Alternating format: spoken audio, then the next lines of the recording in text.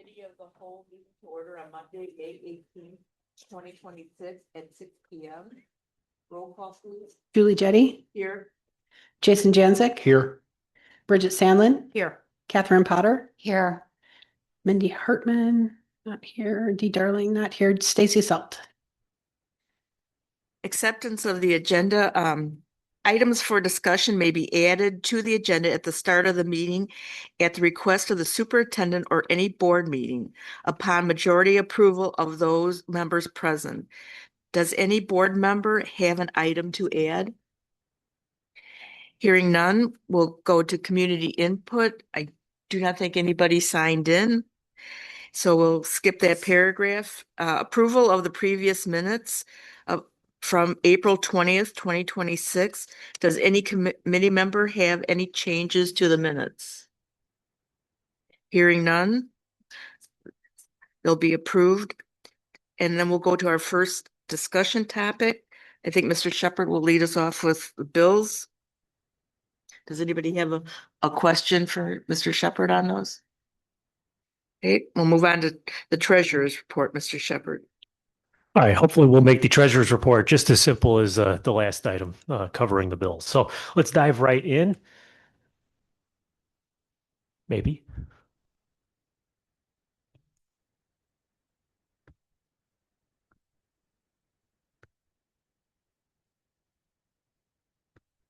There we go. All right, so when we look at our revenue, and again, this is through the month of April, so we are 2 months away from ending the fiscal year. You'll see that our total revenues are coming in right in line with where we expect them to be, if not just a little stronger than where they have expected to be. Local revenues, again, right there, and the state revenues have caught up. Remember earlier on, that number was not keeping pace with the historical trend. We have caught up. That means that the state has been following through with its payment obligations for this particular year. For expenses, again, right where we want to be. We want to have our expenses being lower than what the historical trend is. Salaries and benefits, of course, are lower because we do have the summer payroll accruals in which we pay teachers for the months of July and August. Those get accounted for in June. And all other objects is slightly higher. Again, that's equating for any of the projects that we have. Our month-end fund balance to date, you can see how it compares with the prior year. And again, we're trending slightly stronger than we were at this point last year. Month-end summary to date, you can see the change from the prior year, month to date. You can see that local revenues had increased substantially from where we were at this time last year. And then our expenditures, depending on what category, have actually come down. Capital outlay, 107%, along with non-capital equipment, 272%. That is, again, tied to the projects that we have going on. This slide is helpful to show how we are comparing, or how we're doing compared the budget to the projections. And you can see that for the most part, when you're talking about a budget in the millions of dollars, the variances are right where we would expect them to be. And you'll see here, hint towards the very end, we're projecting a surplus of about $877,000. We'll talk more about that in just a minute. For capital projects and debt, not a whole lot of action here. We continue to spend down our referendum funds we basically just finished paying Briargate, I want to say. And of course, we have other bills coming up for the solar project and our upcoming summer work. All important cash flow slide. You can see that the trend lines do not cross. We are projecting a slight surplus. The surplus may be inflated just a tad. If I had to guess at this point, I think the district will probably run a slight surplus of anywhere between $200,000 and $600,000. So we're in good shape. You can see our operating fund summary. The education fund is very strong. The other funds are in deficit. However, those are planned deficits. We want to be in deficit with those funds to bring those balances down so that we can avoid tax challenges in the future. In our investment slide, the key thing to point out here, you'll see that at the very bottom where you have your liquid and max, that's the amount of cash that we have on hand that's not currently invested. You'll see that that number is fairly high. This coincides with next month when we ask the board to authorize that transfer, the $6 million from the Ed Fund, these investments to capital. Keep in mind, those funds are helping pay for the transportation center and the solar project. We are going to ask the board to transfer up to 6 million. If we don't need all 6 million, we will of course reinvest in both long and short-term options.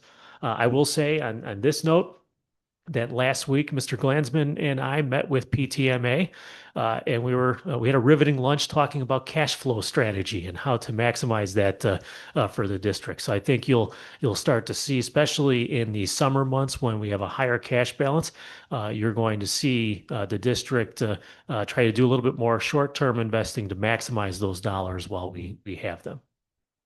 And with that, I'd be happy to answer any questions. Mr. Shepherd, not necessarily tied to the treasurer's report, but we're in the window now for the bonds, for the second round of bonds? Is that coming up? Yeah, so the tentative bond sale is scheduled to be June 1st. Okay. Perfect. Before things get even crazier in the market.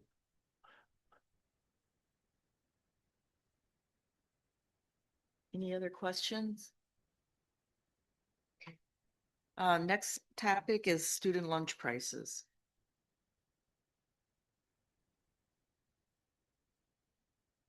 So over the last few years, we've been able to keep the lunch price for students flat, and we have not had to raise it in the last couple of years. This is dictated by the federal government and a tool they put out there called paid lunch equity. And the purpose of this tool in helping you set lunch prices is to make sure that the program is self-sustaining, meaning it's taking in enough revenue to pay for operations, right? And over the last couple of years, the district has run some pretty sizable surpluses in which we were able to use some of that surplus to help offset some of the cost of the lunch service program. That allowed us to keep lunch prices from rising. As you can see in our cash flow projection, that surplus is coming back down to earth. And we're getting to the point now where we are not going to have enough cash on hand to keep the lunch service program sustainable. Obviously, we have federal funds, but the paid lunch equity tool looks at what local funds you have, and you have to eliminate the federal funds that you get. So as a result, it tells us that we have to raise our lunch prices by 10 cents. That is legally what is allowable. You can't go any higher than that. And so we would recommend that the board approve the 10-cent lunch increase in price in both the lunches and breakfast. The total lunch price, by the way, is $3.25. Breakfast is $1.80.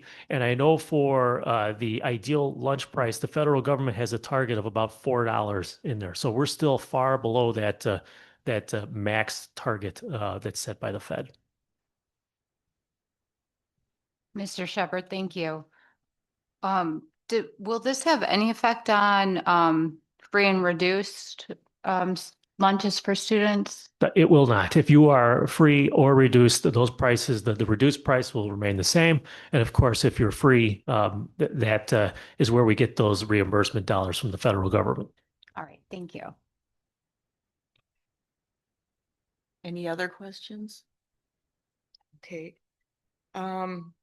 Next, we'll go to Mr. Shepherd and Mr. Martin for our summer construction update.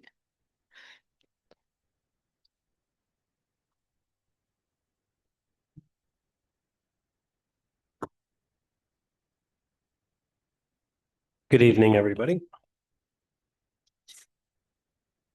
Sorry, can I backtrack just for a moment? I forgot to say Student lunch price, would you like that in section 7 or 8?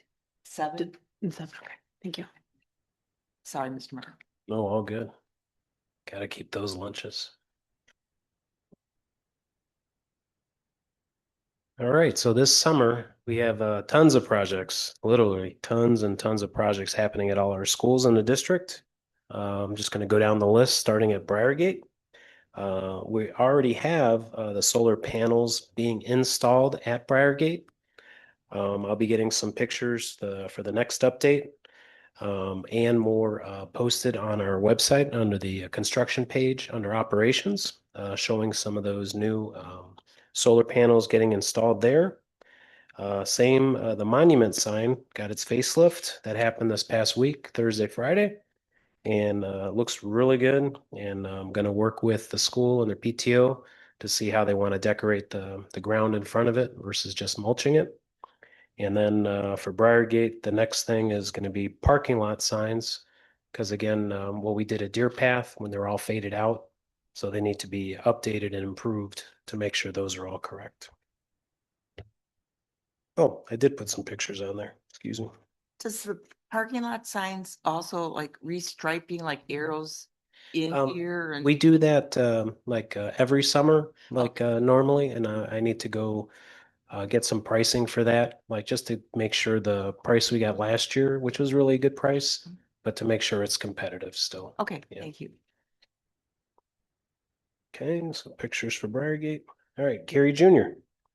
So over this past weekend, we did get the new roofing delivered and hoisted up onto the roof. So I don't have those pictures on here as of yet, but so right now on top of the gym and the administration, we have all the roll roofing, the insulation, other supplies to get the roof done first. And then that's going to be started in the next couple of weeks here as well. And then once the roof's done, then Cary Jr. is going to be getting the solar panels as well. And that project will probably start over the summer after school is out. The other sections that's getting improved over the summer. So all the first floor glass in the entryways, they're going to be changing all that glass out to laminated glass as an extra deterrent if somebody was trying to break in. So the laminated glass is definitely a lot stronger than the glass we have in those entryways right now. So basically all your exits we're going to get changed out to laminated glass. And then more improvements are scheduled for next summer, 2027. Deer Path. Deer Path is going to be basically a brand new school inside. So a new fire alarm panel, the new sound system for the audio enhancements, the boilers and chillers, those are getting all changed out. A new clock system, security cameras, the wireless door locks, so you'd have to badge in and out of or badge into the classrooms. LED lights, ceiling tiles, all new flooring. So we're going to go away from the VCT and get the luxury vinyl tile. If you've seen the floor in Three Oaks, basically a similar design to that. New casework, so all the cabinets are getting changed out. New marker boards, tack boards. We're getting in the flat panels instead of the smart boards that you can barely see. Laminated glass interior and exterior, same like with the entryways and the windows and the doors. Exterior door replacements and select interior door replacements. So when you walk in a deer path in August, it's going to be basically brand new, just as nice as the one side we did in Briargate this past summer. So yeah, that one's going to have a total facelift. When you say you have to badge into the classrooms, now, so like if a child goes out to the bathroom and comes back, will they have a badge? No, that was decided not to give the kids badges as a security concern. So basically, the closest student is a helper, like for Okay. the teacher. And then if the student's coming back in, they can see in the window and then just let them back in Okay. without disturbing the class too much. All right, our next school, Oak Knoll Early Childhood Center.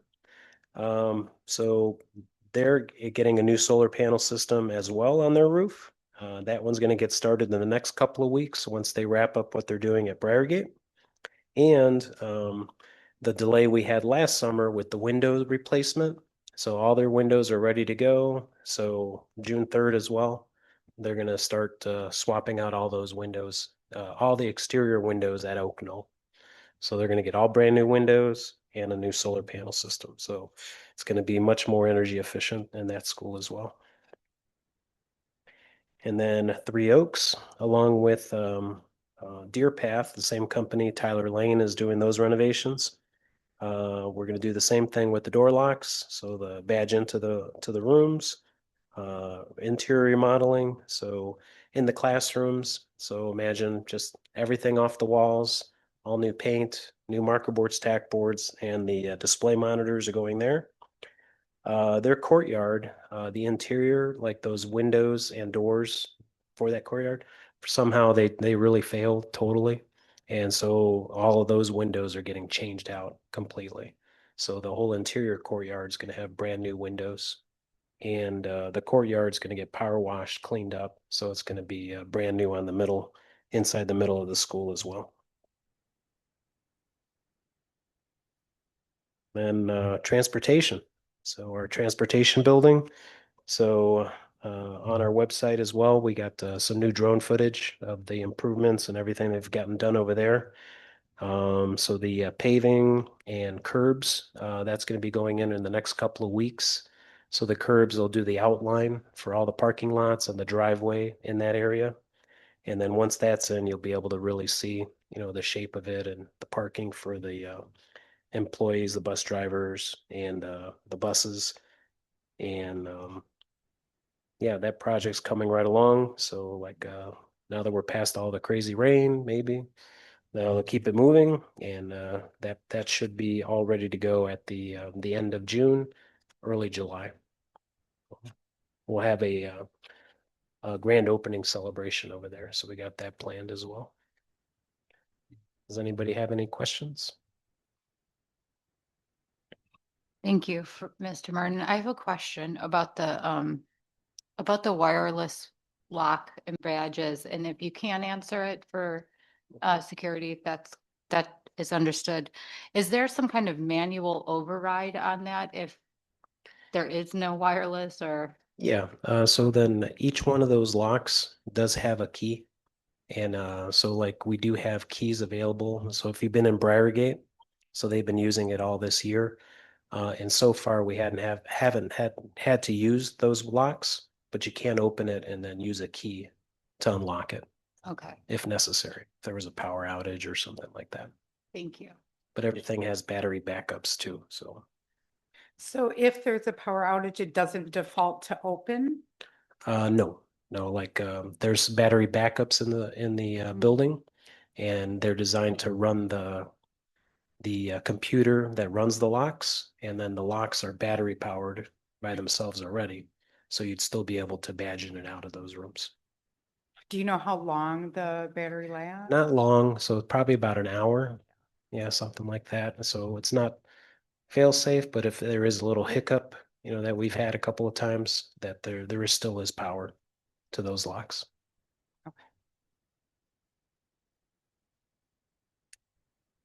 Any more questions? Thank you very much. All right, thank you. Have a great night. Our next topic is the district salary study, and Dr. Thomas. Thank you. So this is a salary study in your packet that was brought to the board in the fall. And the board asked for it to go back to include, there's one employee group that wasn't on there. That was the CESPA union, the paraprofessional and nurses and admin assistant group.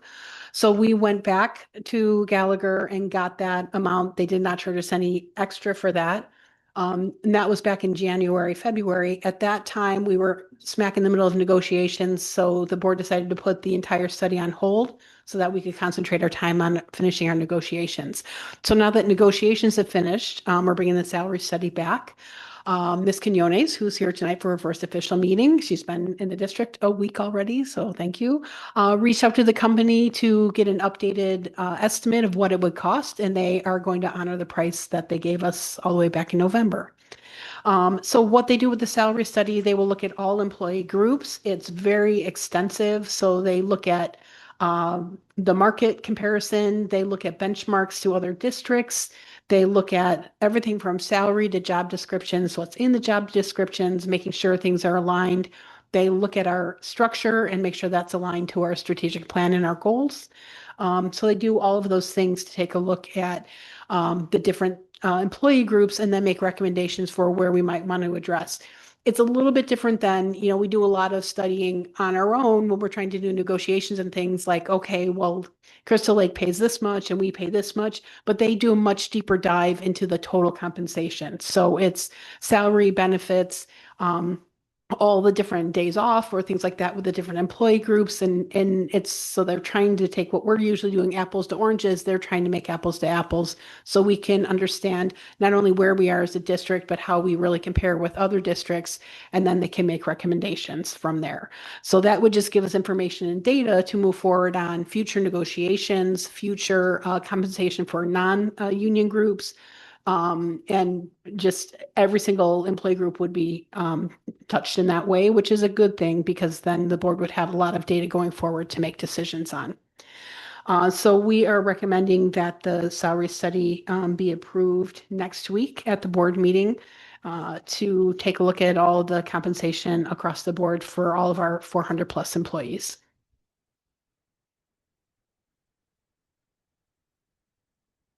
If we have this study, does it become public? Yes. Do Like you- as soon as we would get a report from that company would be a public document. Do you anticipate Gallagher services to come in and give a final presentation of the findings? Is that how you're looking at this working or? I am assuming that, but we can definitely call Gallagher and find out. I would think with something that this size and scope, I would expect that they would be able to come and present the information, yes. The total cost, by the way, for all the employee groups is $29,225. So it's a hefty price tag, but it's literally every single employee and employee group. It's the groups they're really looking at for the comparison data. Do we know how long it's gonna take, did you say? It takes about 5 months total. It can be up to 6 months. There's the basics are all of the pre-work is done, takes about a month. There's about 3 months worth of them digging into all of the things and then about a month worth of wrap up and information. They did say that sometimes those can overlap. So you might be starting the process, but also starting to send out the surveys and they might be gathering data from other districts and things like that while we're still finishing the orientation part. So it can sometimes be a little bit less, but it does take, the estimate is 5 months. Okay, thank you. I guess I still have mixed feelings on this because right now we've got CEA and CESPA locked into contracts. And we really kind of still don't know the budget fallout from the CEA. So even if they tell us that our certified staff is underpaid by 5, we can't do anything because we're at our limit and we're in a 4-year contract. So we really still have our central administrative staff, our administrative assistants. It's the 12-month employees. The administrative assistants, most of them would actually be part of the salary study, but the 12-month employees, which are the entire admin center as well as the technology staff. Yeah. And I think we know that we're lacking in those salaries. I'm not sure where a salary study would get us because we know we need to increase some salaries. I just wonder if we might be better, if we could maybe sit down with our new CSBO and look at the individual positions and kind of maybe do some salary increases one-on-one and then, or see how much we can go across the board without breaking the next 2 years budgets or something. Yeah, I understand that. I think the difficulty is we toss around a lot of numbers, like we make this much compared to this one and compared to that one, but we're never ever looking at total compensation. So a group might feel like they're severely underpaid when actually they're not that far off.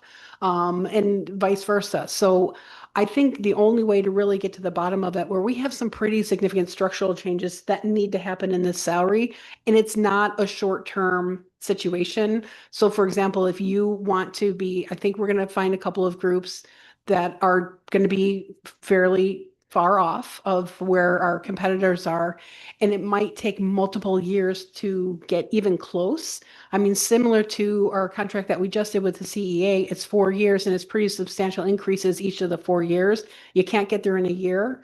And my concern with waiting on the salary study is that's just the likelihood of all of it getting pushed down the road. We've been pushing it down the road for a really long time, particularly with the 12-month employees. That gap just continues to get wider. And at least this way, there could be a plan that the district could make for multiple years, which may not be putting anything in the first year. Maybe it's in year 2 or 3, but at least being able to structure that plan going out in light of the contracts and where they sit as well. So I was anxious that we were even going to wait until after negotiations were done, because I really felt strongly we needed to do this back in the fall. So I already feel like we're about 6 months behind, which makes me a little bit nervous. And I realize it's a new administrative team coming in. I've talked at length with Dr. Cacciatore also about the salary study and looking at the multi-year plan and crafting something which will be certainly on the new administrative team. But they can't do it without the accurate, appropriate data. And that's the piece that we're really missing.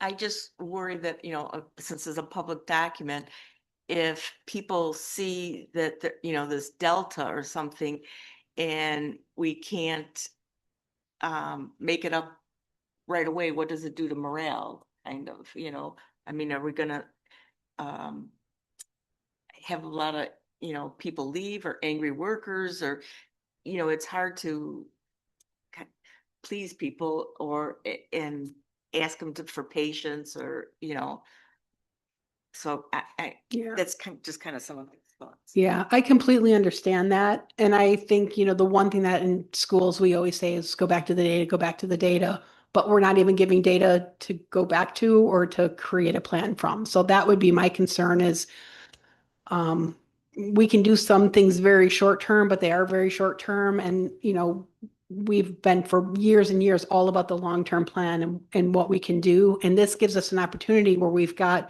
the employee groups, the larger employee groups, which are the ones in the union. We know exactly what to expect for the next several years from them. So we can work on the rest of the group in light of all of what's happening with the known contract amounts. So I just think the time is actually perfect now. It seems like, why would we do it now? We don't have to worry about negotiations and stuff for a while, but we've got some other employee groups that we're seeing a lot of turnover that we're trying to also stop.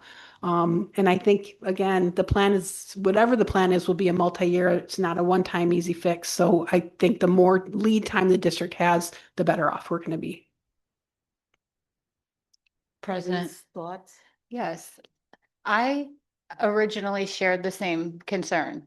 And then I shared the concern that, well, if we do this study and it's public, everyone's just gonna look at us and piggyback. But what got me kind of bought into this, the need for this, is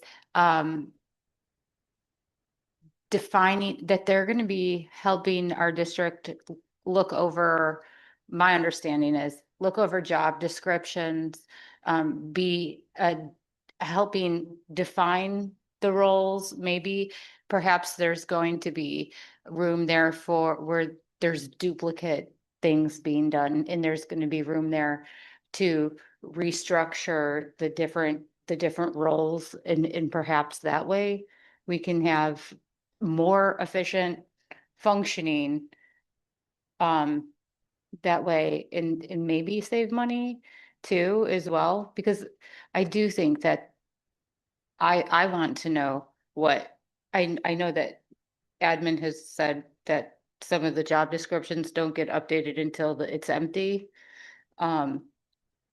So that would be interesting to see. It's just how I started looking at it was, let's see what these roles are. Let's see where there's duplicate work. Let's see what they recommend. As far as, I think they're calling it executive structuring or something. But that's kind of how I was looking at it. Although I understand where you're coming from, certainly.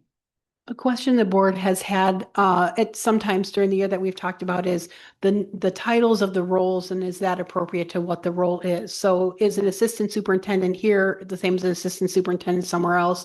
Or is it really a director, or is it, those are the types of thing that this helps sort out. They do comparisons of like the equity of that job description in our district compared to that same job description in multiple other districts. So even those types of things for structural change are also included as part of the review.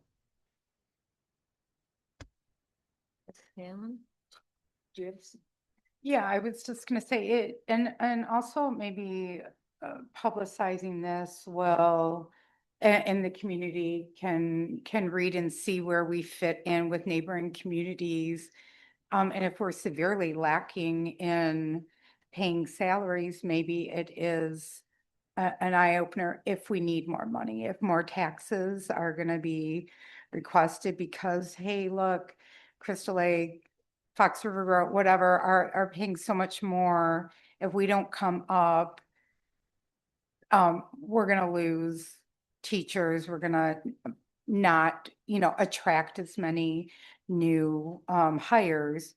And then maybe we'll find, hey, our benefits way outweigh Crystal Lake or something. So, even though the salary may look lower, our benefits are meeting or exceeding neighborhood communities and districts.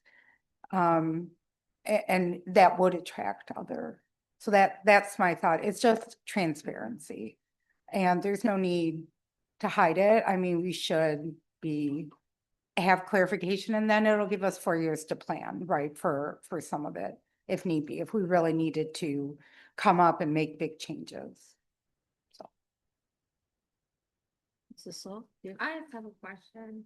Well, I was for it last time and I'm still for it this time because I think we severely lacked in the admin center. And I think it's super important for you guys, for them to especially get this study. But once we do it, like, how long is it good for? Like, what's its expiration date? Does that make sense? Like, are we going to do it again in 10 years? Like, are we getting a 10-year plan because everything changes? Or is this like a one and done? We've never done a salary study like this, so I don't really know the answer to that. Okay. But I would think it would be good for a few years, but the market changes Yeah. so much that it will be, for me, I feel like the data will be very useful from now through the next negotiation with the CEA, which would be happening, 3 years from now. The contract's 4 years, but we'd be negotiating in 3 years. So the data should be relatively good, at least through that amount of time. And if there are changes, we could certainly look at that. But it would certainly be good for some amount of time. Do they give us like a 5-year plan as part of, like, or is that up to like what like the admin is gonna do with it? Okay, here's. I think they make recommendations, but then what the plan is and how that's structured is done by the administration. Okay. But we can you put it on the list too, Melinda? We can give them a call and ask them, like, we'll get this data and we'll have this data, say, in September or October, whenever it is. And generally, how long is that good for? Yeah. Like, do you expect that information is good in a year, or is it just so variable with the market that in 2 years it's going to be completely moot? And that would make a real difference. Yeah, I'm curious. Just curious. I believe it's a couple years, because definitely in the 3 to 5, I believe. I looked it up when we discussed this last time. But I do think for the cost of doing both, I don't know if we're going to be discussing just doing teachers or just doing what, but the cost of doing both, I think, is we've spent more on wackier things than this. So I think it needs to be done. That's just where I am, and I will plan on supporting this. Well, I think it's the key to our pot of money for salaries is if we can control our, having to use a contract lab, and if we can kind of halt that, that should maybe free up some more money to spread around, Mr. Shepherd. Is that a fair assumption? Yeah, that is. When you look at your budget, there's room there to consolidate in certain areas, and also the savings that could come from reducing reliance on contracted services. That's huge. That is a large chunk of money that could be distributed elsewhere. I think the thing that excites me most about the possibility of the salary study is just being able to have the apples to apples comparison. That's what we've struggled to provide, right? Because a tech specialist in this district is so different, say, from someone in another district, but they're going to really be able to provide you with the data that you need to make decisions on how to use that pot of money then. So that you're using it wisely and hopefully using it to continue to retain quality staff. So I think the data you're going to get is going to be super useful. Um, I think we know that there are going to be certain areas that we know we're deficient. We expect that. I've been in this district for 5 years. I've heard some of those same deficiencies every year for the last 5 years. So it's out there. People know it, right? And I do think to the point of if it was to get to the point where you did need to go to the community to ask for more money, I'm not saying that's imminent right now, right? But there are quite a few districts in our area that are having these conversations that are planning to go for referendum sooner rather than later because of the economics. I think it's going to be super important to have that data to be able to make that argument to the community. In terms of the contracted staff, just by way of a brief update, we have currently 12 staff in the district who are through contract agencies or individual contracts. And of those 12, for next year, we've already hired 7 as of those positions as in-district employees. So for next year, at the moment, we have, if we can't hire any of the rest of them, we'll only have 5 instead of 12. It's a huge change, huge change. And I'll just piggyback off of that. Our budget for contracted services for this year was just under 1.2 million. We've overshot that, so it's going to be about 1.3 or 1.4 million for contracted services. So the reduced number that we're looking at for next year, that's huge savings. It's not going to be reflected in your budget that we're going to present to you because we have to leave that in there just in the event that we need those in that line item. So you're looking at some pretty substantial savings right there. Jason, do you have a comment? I just wanted to, it's kind of already been said, my biggest concern relies around the context, but in the economic context of which it's done, right? And so we've got a lot of unknowns heading in our direction over the next year or two. And we could say, okay, we're gonna have this done, say in September and October, and the bottom can fall out of the market, right? And so then does that make this data relevant? Or not? And that's just kind of my wonder. It's not necessarily a concern. But I'm just wondering if it behooves us to wait until the start of the school year next year to do it. I understand that they'd probably change the contract price, but just the context of the economic situation that we're in is my concern. Well, and keeping in mind too, that this salary study, even once it starts, takes 5 months. So we're going to see some changes over the next 5 months even. So some of that will be definitely captured in that time. Absolutely. I just don't want to spend $30,000 on something that is like, okay, that was because the economy was growing or whatever, or, and so, yeah, absolutely. I agree. It's going to take some time. There's going to be some lag with that. But again, that's just a wonder, not a like red flag. It does fit into the district's strategic plans, of course. Goal 5 especially, I think, and the deliberately budget for recruiting and retaining exceptional staff.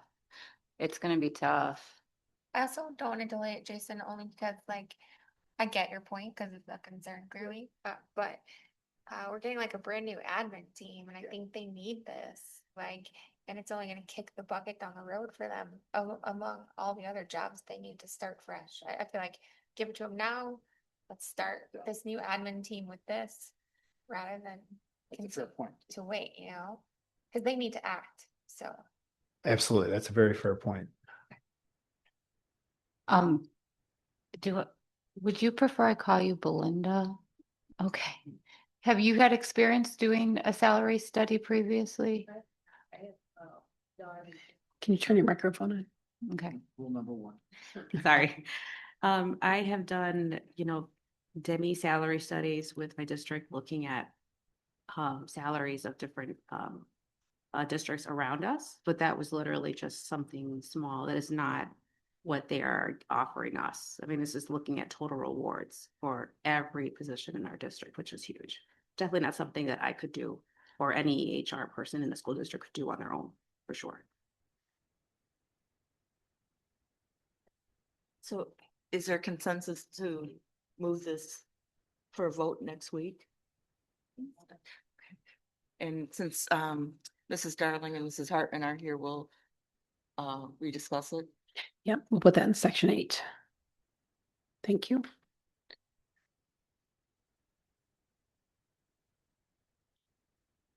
Okay, next is a review of our policy on board members attending conferences. So the joint annual conference, which is an annual conference for school boards, it's the School Board Association, the Administrator Association, and the CSBO Business Officials Association do this joint conference that you may be familiar with. That's in November. It's usually the weekend before Thanksgiving. And it is the largest conference in the state or in the area for particularly school boards and administrators to get professional development, a lot of governance information, a lot of legal information and things like that. So the June 1st is when we can start registering. There's a lot of great information, particularly for school board members. So I just wanted to, I know I put this in my week in review, but I just wanted to highlight it here as well. I understand we have some board members who would be interested in going. All board members are encouraged to go. And we put in here policy 2:125, which is board member compensation and expenses. So this policy essentially says that the board can spend up to $5,000 sending or reimbursing expenses, which is essentially what we'd be doing. The district actually could pay for it ahead of time. There are some exhibits that will be moving back into policy after next week. We'll talk about those in just a minute, actually, with estimated expenses and then expense reimbursement for things like paying for the conference and the hotel and things like that. We try to look up the conference amount for this year, the dollar amount, and it's not published yet because it doesn't open until June 1st. But we were recalling it's in the neighborhood of about $450 a person. I know that Dr. Cacciatore is going to be going. I'm sure Mr. Glansman would be going. And I believe probably the entire new cabinet is going to be going because there's a lot of administrative professional development for them. And I know Dr. Cacciatore would love it if as many board members as possible could go. It's a great opportunity for board members to get professional development. But I wanted to bring this up because the board will have to approve the expenses ahead of time. And June 1st is when we can start registering people. And it's always helpful to register as soon as possible because hotel assignments and things like that are also done in the order that people register. So there's usually 7 or 8 different hotels to choose from. The prices are pretty reasonable for being in downtown Chicago, about $200 a night, which is almost unheard of in Chicago anymore. So just things like that we would I just wanted to make sure the board was aware we need to approve expenses. We can, if we know who's interested in going, people can always add later, but if we know who's interested in going for next week, we could work on approving expenses next week since the board is required to approve expenses ahead of time.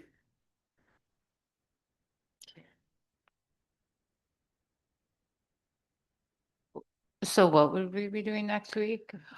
If Exactly. people are interested to attend, then what we would do is get a copy of the estimated expenses forms to the board members to submit back so that the board could approve those next week at the board meeting. We could wait and approve those in July. It just means if we're approving in July, and it's not a big deal, but there's a little bit of a delay in the registration, and it just means you'd still get into the conference, but hotel choices and things like that become a little more limited. You might be a little further out from the conference. There's just so many people that come to this that, they have quite a few different hotels that are part of the You group. don't want to be you want to be part of the action, because I've stayed at a hotel off the away. And it's a bit of a So, hike. yeah, Yeah. it is. So yeah, if that's a good point. Or Thank an you for Uber bringing ride. this. So, What's the dates again? November 20th through the 22nd. 20 Yeah. through? 20th through the 22nd. Okay. yeah, it's usually Friday, Saturday, Saturday. Sunday. Sunday is just in the morning only. And it's also the weekend where they do the lighting of the tree, and there's a lot of things happening in the city that are just holiday related that are interesting. So it's fun there too. So should we just let you know during the Yeah, week? if you could just let me know, email me or send me a text message this week, I can so the forms aren't going to be technically approved until next week, but we can send copies of the forms to everybody now. Okay. It's really modeled exactly off of the forms that we use for staff for estimated expenses. So I can send those out to everybody. And we can put those together to put in the board under section 8 for next week. If anybody isn't sure because of just the timing, the holidays are near and you're not sure, that's perfectly fine. But if anybody is interested and they know that now, I think would be better to approve it sooner than later to make sure that we can get you in on the earliest possible, opportunity on June 1st.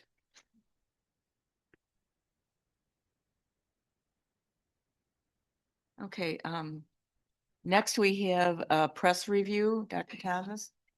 Okay, so this is going to take a few minutes, but I will say that with these, quite a few of the ones that are in here are actually exhibits that, if you'll remember, a year and a half ago, we moved the exhibits to the procedural manual. We're almost finished with the procedural manual. We're doing, Mrs. Dorfler and I are doing the final review of all of the work that the group did with IASB.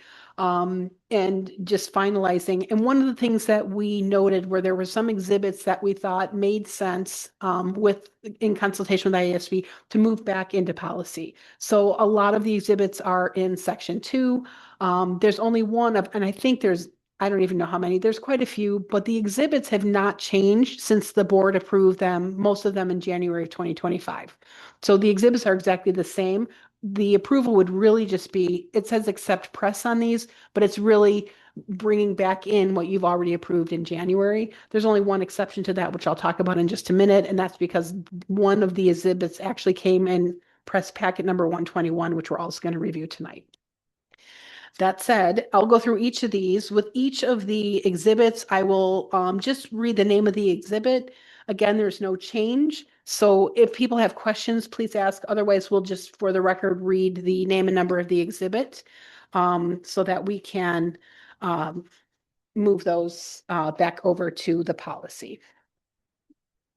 There were, I will say, also a handful of exhibits we didn't move. If they were ones that really had more to do with student issues and things like that, we left those in the procedural manual. It's really the board particular ones that were the ones that we felt made sense to move back over. So starting with the first one is exhibit 2:70E, and it is a checklist for filing board vacancies by appointment. And that exhibit, again, would be just no changes to it. It would just be moving back over. Are there any questions about that one? If there are no questions, the ones without questions, I'm going to plan to put in section 7, if that's okay. The next one is 2:80E exhibit, and this is the board member code of conduct, and that's an exhibit that, again, is related to that. Any questions about that one? Okay. Next, we have 2:120E2, and this is a website listing of development and training completed by board members.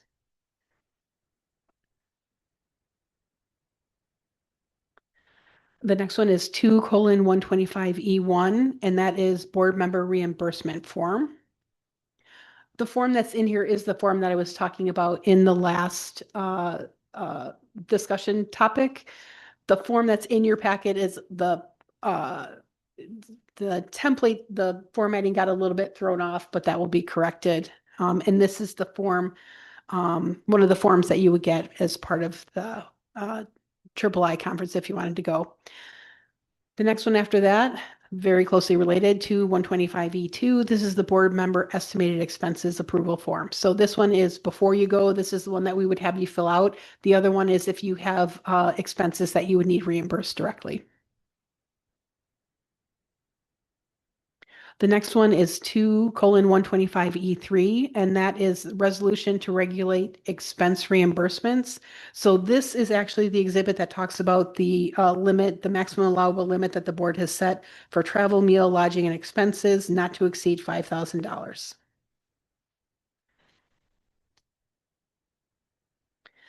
I have a question. Is that Sure. 5,000 just for board members? Yes, Okay, so the 5,000, if all 7 of us wanted to go, that 5,000 would be to use. And if Dr. Cacciatore and the administrative team, they have. that's a separate different line budget. item. Okay, thank you. The next exhibit actually is the one exhibit of the whole packet that had some changes because this is part of issue 121, which is where the other policies that we're going to review tonight are coming from. So this one has changes.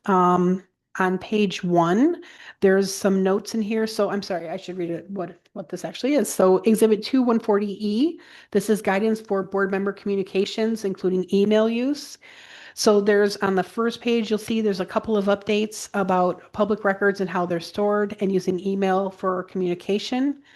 That's at the top. The next one in that first page under number 1 talks about not being able to respond if, for example, I send an email to the entire board, we're required to put a board member alert so that you know not to reply all. And they also suggest, which is actually a great idea, that if I'm sending, for example, something to the board, that I send it to the board as a blind copy to the board. So I could send it to myself, blind copy the board. And then if a board member responds, they can't accidentally reply all, because if you're blind copied, you can't do that.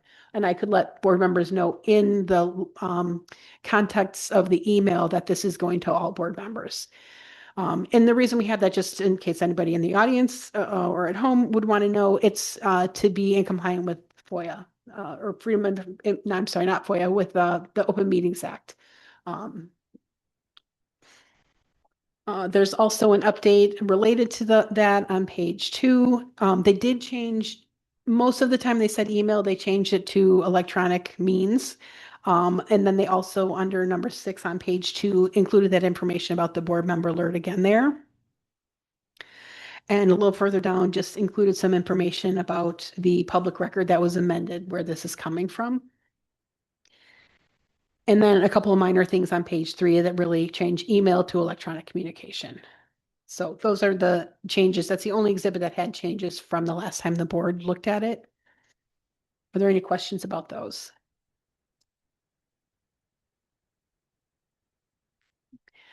The next one is a policy update. This is from press issue 121.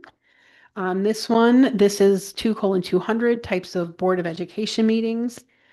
There is a question on here that we need to answer, and also on page 1, they've just updated some legal references. They've done that on many pages here, actually. And then on page 3, there is a question that we need the board to answer, and the question is this: does the board post notices and agendas for special meetings at locations where the meeting is to be held, in addition to posting at the district's main office? And then we answer yes or no. And the answer actually is, just if the board is wondering, is yes. We do actually post them not only at the administrative center, but we post them at the junior high at the front of the building. When we've had meetings at other schools, for example, Briargate or Deer Path, we also post those at that school as well. So in terms of what we actually do and we would plan to do, the answer to that would be yes, if that's okay with the board. Yes. Okay. Dr. Thomas, about this one too. I agree, yes, that was it. That was easy while I was reviewing this. It doesn't, none of the language, there's no new language in this, but it's right. It's really legal references. And then we have to answer that question, yes or no, so that they can update the language to reflect it. Yeah, I was just surprised that there was no language added about just not being able to hold meetings on any election day. Not just the general, it's like every election. Yeah, what Yeah. happens with that is that's something that the legislature passes periodically. So that's why sometimes it's in here and sometimes it's not. The legislature will usually pass a law, for example, before an election to say, yep, you can't have school on that day or that type of thing. But right now, this reflects like what's in the law currently, but it does change somewhat regularly. Does it change then in the AP updates? Yes. Okay. Mhm. Yeah, whenever you see updates in the policy, the exhibits and or procedures may also be changed depending on what the change was. So if it's a legal reference change, those legal references don't necessarily show up in procedure because they're in the policy. But if it's any kind of substance change, that gets reflected in both. Thank you. Yeah, I saw that in the webinar for the webinar and so when I was, oh, this will be exciting to see. And then the language didn't change, but I get it now.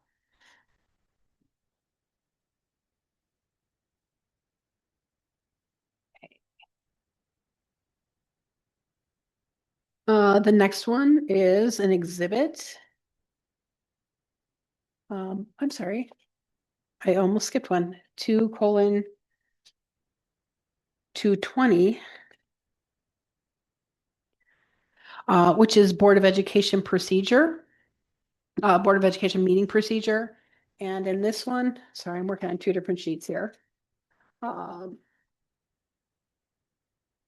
page 1, there's just a minor change, but it has for committee of the whole meetings like ours, at committee meetings, you can add, a board member can request to add a topic with unanimous approval of the board. This also allows discussion items that are suggested by residents. If they are fully approved by the board, then things coming from the audience actually could be added to the agenda that night as well. So that's the change in that one. So, okay, do we have to then change this acceptance of agenda paragraph in here to include the audience? I guess we would need to update that to just ask that question if the audience, if a board member or audience member has a change. Again, if an audience member suggests a topic, it would have to be unanimously approved by the board in order to add it. And then the only other change on this one is on page 3. It adds in here for reasons that somebody can attend, not physically, but by video, is if their performance of active military duty as a service member is another reason a board member could attend electronically. This one also has a question that the board has to answer. On this one, the question is, does the board take a roll call vote on all action items? And the answer is yes. Is our current practice, as long as that's okay with everybody. That's what I'll mark on here. Okay.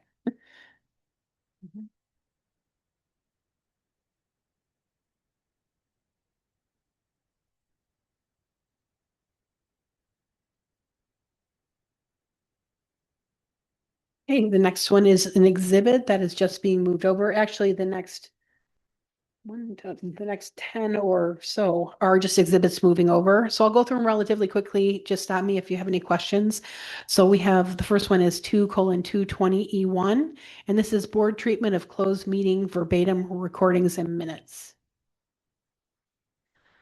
The next exhibit is 2:220E2, motion to adjourn to closed meeting. 2:20E3, closed meeting minutes.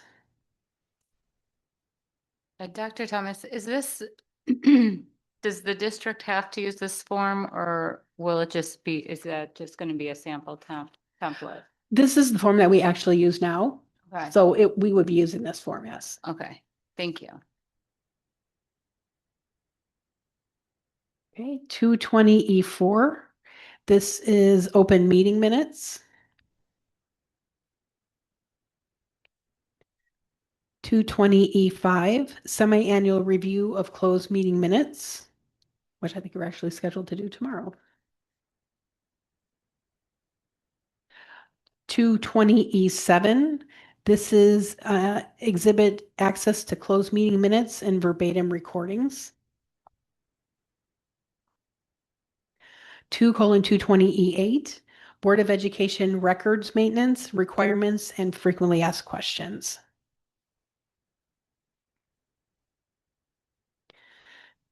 The next one is 2:220E9, requirements for no physical presence of quorum and participation by audio or video during disaster declaration, which we hope we don't have to use. Then we have 2:240E1, and this is press issue updates.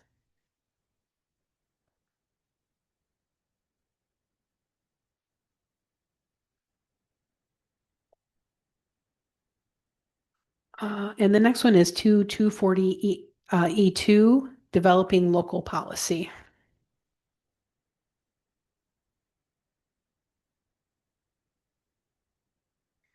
All right, the next one is actually a policy. So it's 2:250, access to district public records.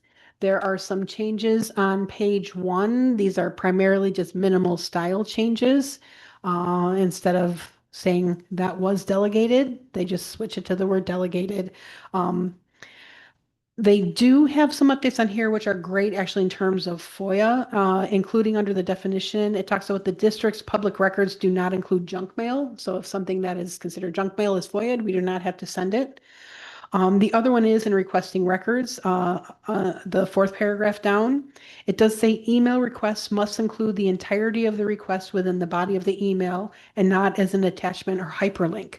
So this is because there are sometimes FOIAs that are created that are sent out that have a hyperlink, and the hyperlink is some kind of malware or other issue. So whatever the request is actually has to be in the body of the email. If they don't put the full request in the body of the email, we are not obligated to click on random links, which I think is a good thing. That's also listed down at the bottom under number 4. So if somebody wants to FOIA your email, they can just look in your inbox, but they can't go through your spam or junk mail? That would be correct. Okay. Dr. Thomas, I think that under Freedom of Information Officer on the very first page of 250 or page 101 if you're at home is the responsibility for is repeated twice in that last sentence. Oh. Yes, it is. I will cross that out and we'll make that update. Thank you.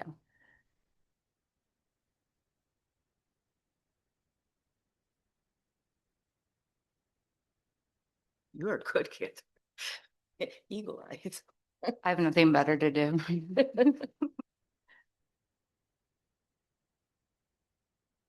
Okay. On page 2, there's a little bit more language. It's the carryover of number 4 there, and then number 5 is also added.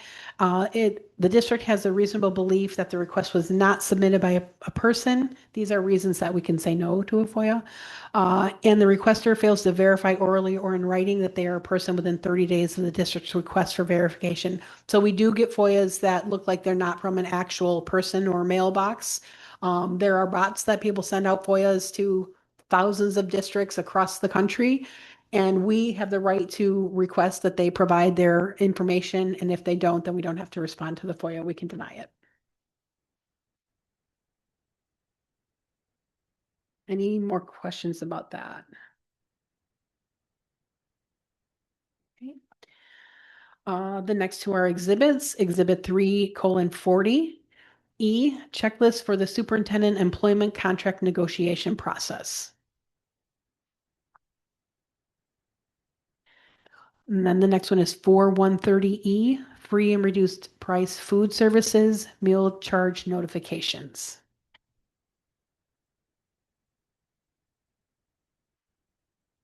The next one is a policy, 4:165, awareness and prevention of child sexual abuse and grooming behaviors. There are a couple of changes on here. On page 1, they just removed the word grooming. Under number 3, you'll see that in the first paragraph. And on the next page, they removed number 4. Number 4 previously said provide parents, guardians of students in any of grades K through 8 with not less than 5 days written notice before commencing any class or course, providing instruction and recognizing and avoiding sexual abuse, as well as the opportunity to object in writing. So that is recommended to be taken out. We have things in place that we notify our parents before we do anything related to Aaron's Law, and parents are allowed to decline to have their children participate in that. What is different between this and the Aaron's Law notification?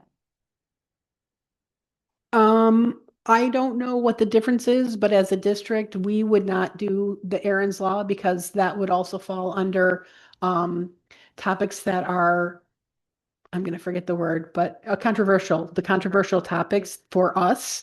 So that is something that even though they are recommending taking that out here, that's something that doesn't change our practice whatsoever. So the district's going to continue to notify parents. They're maintain that requirement? Right, the district would maintain the requirement. We actually give parents much more than 5 days notice. We do this quite a bit ahead of time, several weeks typically. So it doesn't change our practice. This was just a change in the law, which is why it's being reflected here. Do you think, ISB was talking about how they believe that this was, excuse me, that this was removed in error and that it's likely to be replaced, put back, like it's going to be remedied in some kind of government way that the state does it. Do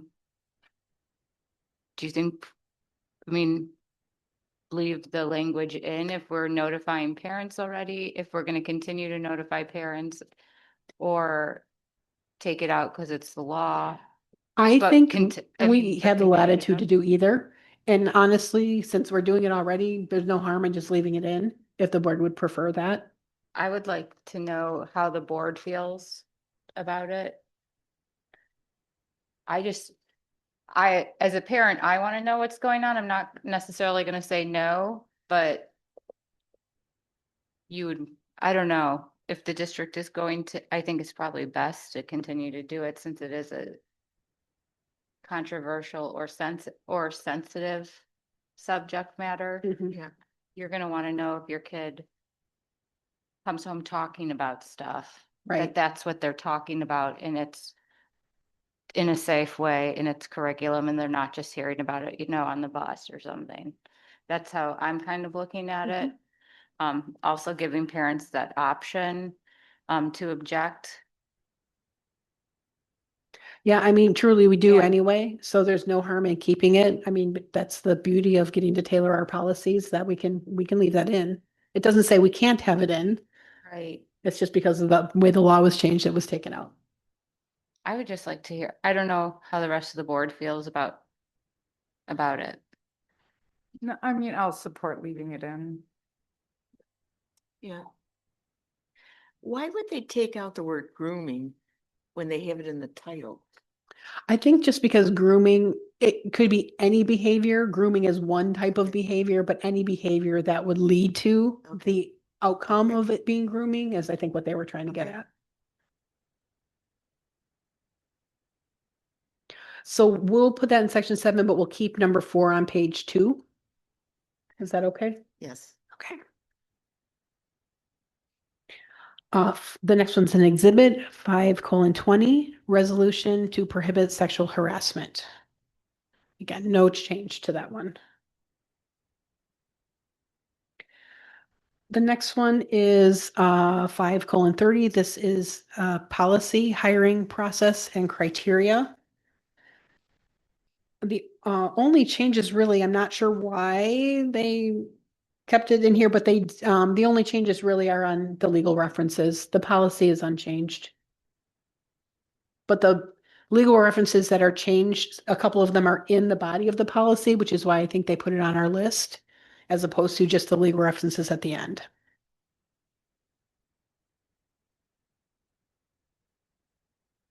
Any questions about that one? The next one is 5:250, and I promise we're getting there. This one is leaves of absence. So on this one, on the first page, in terms of who you could take a leave of absence for family bereavement, they added the word spouse. I'm kind of surprised that wasn't in there previously. On page 3, there is a leave that has been added called Family Neonatal Intensive Care Leave, which allows unpaid leave for a staff member whose child is a patient in a NICU, basically.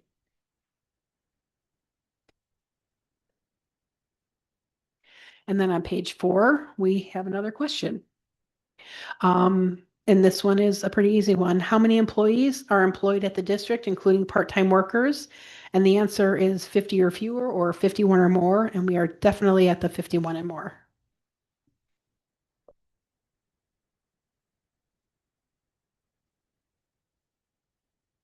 The next one is 5:330, sick days, vacation, holidays, and leaves.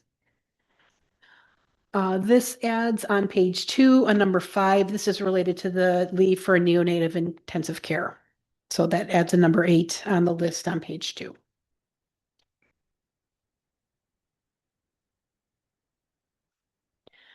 The next one is 665, student social and emotional development. These are minor changes basically on page 1, changing from, they literally like capitalized social emotional learning, and then made a little bit of a change on number 2 down there at the bottom. Again, it doesn't change anything in what we're doing or how we're doing it, so.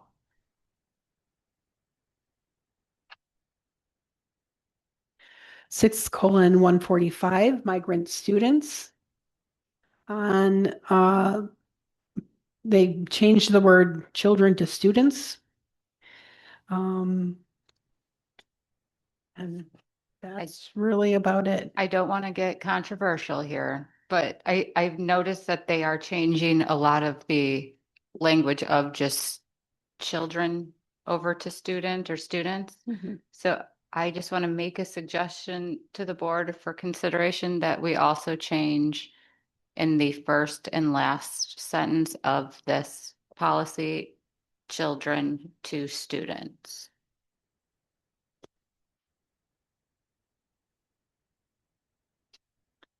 On 6145, Yeah. migrant student. So the first sentence, Yeah, I got the last one too. So first and last sentences will change. just for consistency, That's fine. thank you.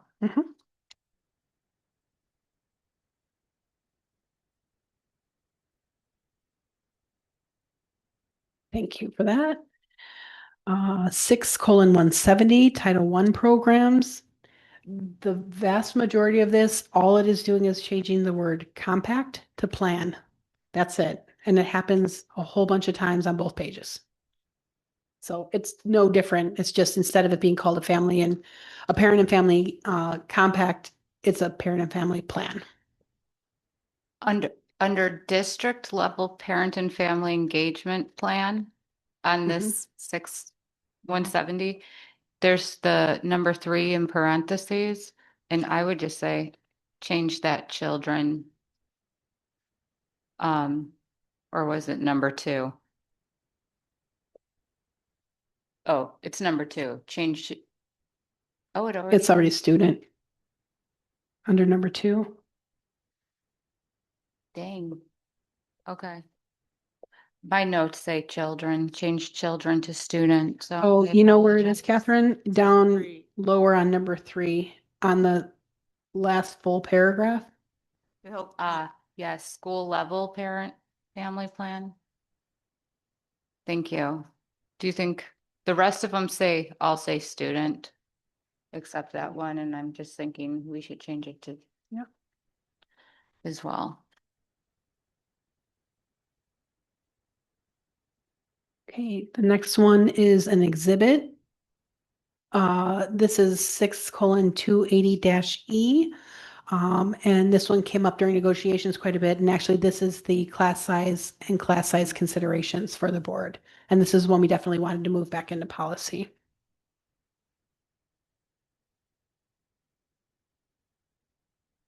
And to clarify on the class size, Mhm. that is determined by the legislature, right? Or or No, they- these are just recommended ranges that our board has set. our board. Mhm. Okay, thank you. But they're not, they're recommended, but not Not required. required. Okay, so that's a D26 Yes. exhibit. Okay, thank you.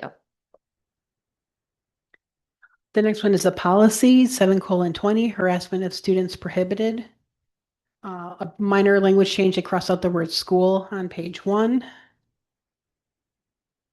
And on page 2, we are changing the name at the top from Mr. Brian DeRue to Miss Belinda Quinones. And that is one of the Title IX. Yep.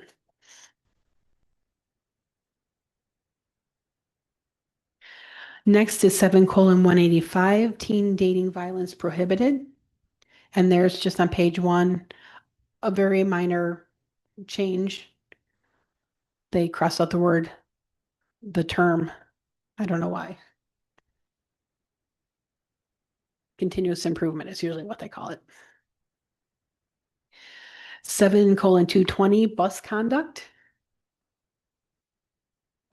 This one, the next several actually have no change to the policy. This is only in here because it had not been reviewed for 5 years. So IASB periodically just reviews it to see if there's any updates. They're not recommending any updates. So we would just be reaffirming that this was fine. We actually accepted this because of our policy process that we went through in January of 2025, but IASB has not updated it for 5 years. Dr. Thomas, I had a question about this after reading through it. It didn't really address, like other policies do, where a report about can be. Who would a student go and tell about misconduct on the bus? Students can tell the driver, they can tell their teacher, they can tell the administrators at the building, they can tell pretty much anybody. Okay, is it the drivers then who fill out?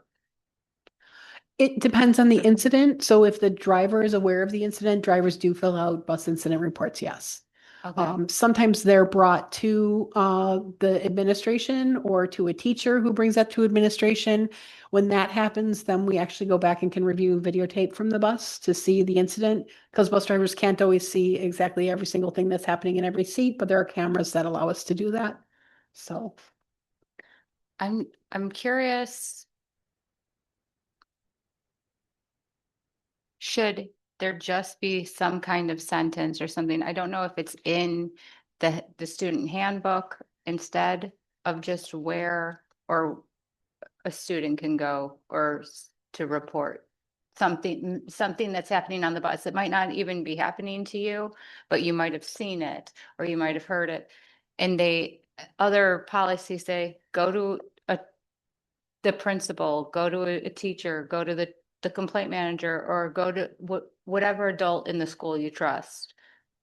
This doesn't really necessarily say where any kind of reporting, what direction that would go to. yeah, this would be covered in the student handbooks. There's general information about reporting any kind of issue, whether it's on the bus or in school or even after school or things like that. That to me would be covered more in the handbook because it's really more of a procedure as opposed to policy. Okay, I did not. To be fair, I didn't go and look in the handbook. Yeah. The next one is 7:230, misconduct by students with disabilities. Similarly, there's no change here. This is just part of a 5-year review cycle.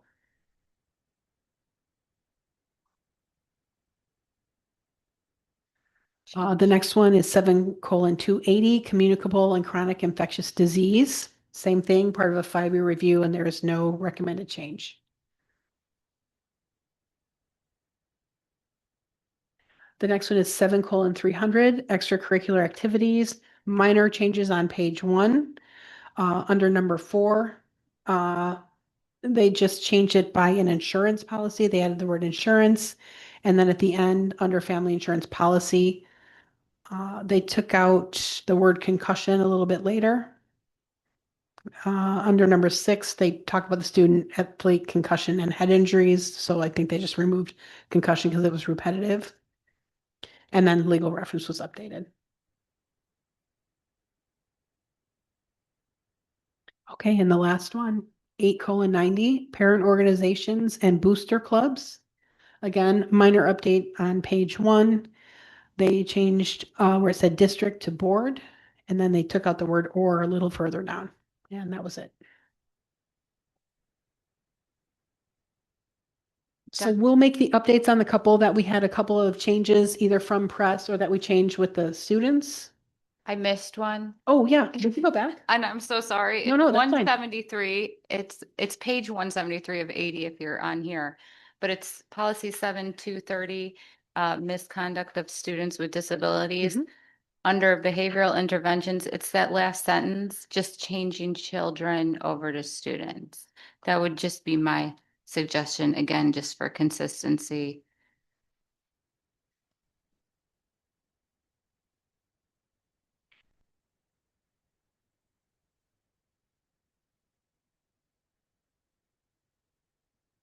If everyone's okay with that.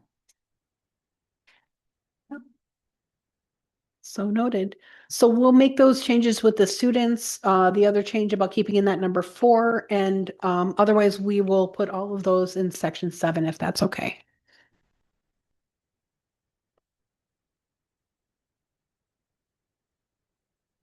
And thank you for bearing with me during all of those. And that brings us to the end of the meeting. May I have a motion to adjourn this meeting? So moved. Second.